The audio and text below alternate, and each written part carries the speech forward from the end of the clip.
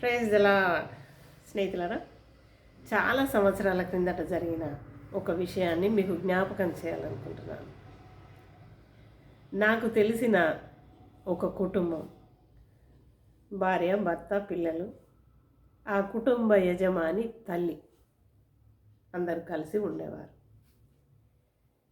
మరి కొంతకాలం తర్వాత ఆ తల్లికి పక్షవాతం, పెరాలసిస్ రావడం, మరి ఆ అమ్మ ఇంకా మంచానికే పరిమితం అయిపోయింది. అలా ఆ అమ్మను మరి కొడుకు కోడలు కలిసి ఒక రూమ్లో తనను పెట్టి కావలసిన సేవలు చేసేవాళ్ళు. అలా 2 సంవత్సరాలు ఆ అమ్మ పగలు రాత్రి అనేది తెలియకుండా జీవించింది దేవుని మీద. ఆ 2 సంవత్సరాల తర్వాత ఆమె చనిపోయింది. ఇంకా ఆమె చనిపోయిన తర్వాత డెడ్ బాడీకి స్నానం చేపిస్తారు కదా, అలా స్నానం చేపించే ఆ స్థలంలో నేను కూడా ఉన్నాను. స్నానం చేయించిన తర్వాత ఇంకా ఆమెకు కొత్త బట్టలు వేసే క్రమంలో మరి దాదాపు 2-2.5 సంవత్సరాలు ఆ అమ్మ ఆ మంచంలో ఉండడము, అదంతా సిక్కైన మనిషి కాబట్టి ఆమె దగ్గర బట్టలు కూడా ఎక్కువ లేకుండే. ఇంకా చీర అంటే తీసుకొచ్చారు, అయితే పెట్టికోటు తేవడం మర్చిపోయారో ఏంటో తెలియదు. అయితే ఆ కోడలు తనకున్న పెట్టికోట్స్లో నుండి, లంగాలలో నుండి ఒక లంగను తీసి ఆమెకి వేయడానికి తీసుకొచ్చింది, కొత్తదే. అప్పుడు అక్కడున్న తన మనమరాలు, ఆ అమ్మ మనమరాలు, చనిపోయిన అమ్మ మనమరాలు ఏమన్నదంటే, చాలా మొరటుగానే అన్నది, నేను అది మాట్లాడలేను, అయితే మీకు అర్థమయ్యే విధంగా చెప్తాను. ఈ చచ్చిన దానికి ఇంత కొత్త లంగా అవసరమా? ఈ చచ్చిన దానికి ఇంత కొత్త లంగా అవసరమా? స్నేహితులారా, ఆ మాట అనేప్పుడు నేను వారి వెనుకనే నిలబడి ఉన్నాను. నాకు ఆశ్చర్యము, తర్వాత చాలా బాధేసింది. అక్కడి నుంచి నేను బయట వెళ్ళి నిలబడ్డాను. వాళ్ళ బట్టలు వేసి జరగవలసిన కార్యక్రమాలన్నీ జరిగిపోయాయి. అయినా నేను చాలాసార్లు ఈ మాటను నేను జ్ఞాపకం చేసుకున్నాను. అయ్యో, ఇంత మాట అన్నది కదా, ఇంత మాట అన్నది కదా అని చెప్పేసి చాలా జ్ఞాపకం చేసుకున్నాను. చాలాసార్లు బాధపడ్డాను. అయితే దేవుని బిడ్డలారా, ఈ సంఘటన జరిగి చాలా సంవత్సరాలు అయిపోయింది. ఒక 20-25 సంవత్సరాలు అయిపోయాయి.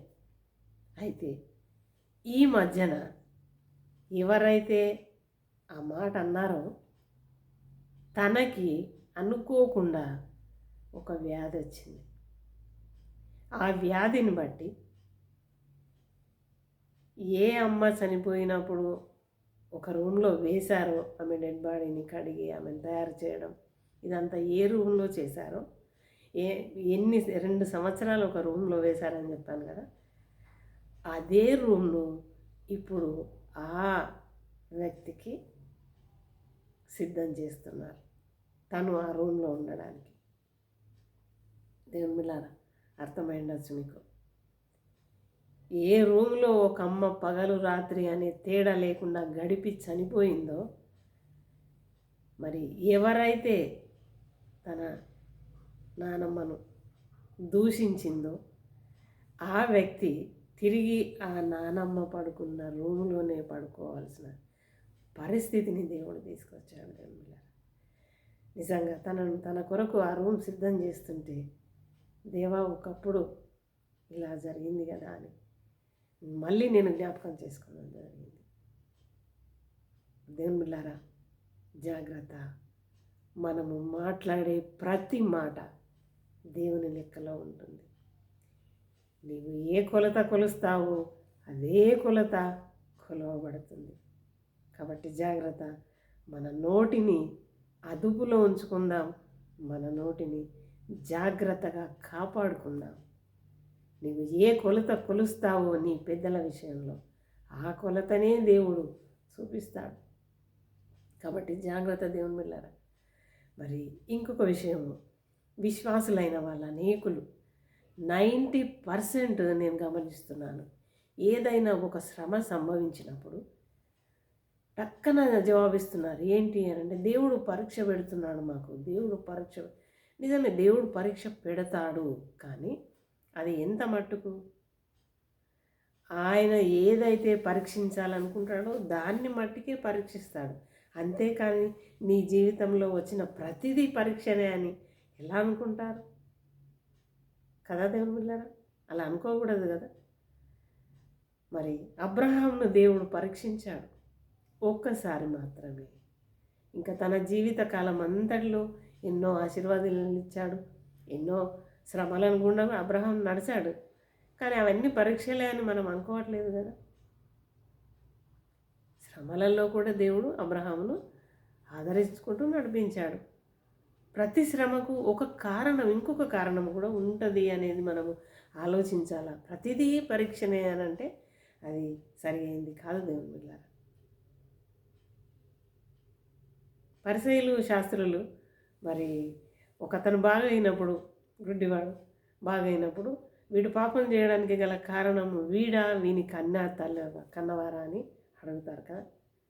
నిజమే, ఆ పరిశీలన శాస్త్రులకు పరిసయ్యులకు ఉంది. మరి మనకెందుకు ఉండకూడదు? నా జీవితంలో ఒక శ్రమ వచ్చింది అని అంటే దీని వెనుక గల కారణం ఏంటి అని ఆలోచించుకోకూడదా? మరి దేవుని పరీక్షనే అని ఎందుకు అనుకోవాలా? సరి చూసుకుందాం దేవుని బిడ్డలారా. దావీదు భక్తుడు అంటాడు కదా, నీకు ఆయాసకరమైన మార్గము నా యందున్నదేమో చూడుము, అంటే నిత్య మార్గంలో నన్ను.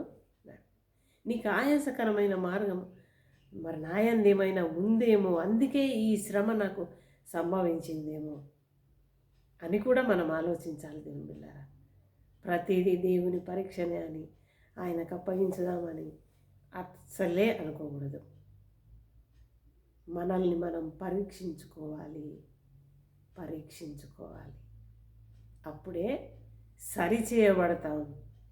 మరి నీకున్న కొలత ఏదైతే ఉందో ఆ కొలత నుండి నీవు రక్షింపబడతావు, స్వస్థపరచబడతావు, విమోచింపబడతావు. కాబట్టి దేవుని బిడ్డలారా, మనం ఎటువంటి కొలత కొలుస్తున్నామో ఆ ప్రతి కొలత దేవుని దగ్గర ఉంటుంది. కాబట్టి జాగ్రత్త. అదేవిధంగా నీకు వచ్చిన ఏ శ్రమ అయినా పరీక్ష అనుకోకుండా, ఎక్కడైనా ఏదైనా పొరపాటు చేశావేమో ఆలోచించుకొని ఆ చొప్పున దేవుని పాద సన్నిధిలో సరి చేసుకొని స్వస్థపరచబడే ప్రయత్నంలోనికి వెళ్దాం. అట్టి కృపలో దేవుడు మనల్ని నడిపించునుగాక. ఆమేన్, ఆమేన్, ఆమేన్.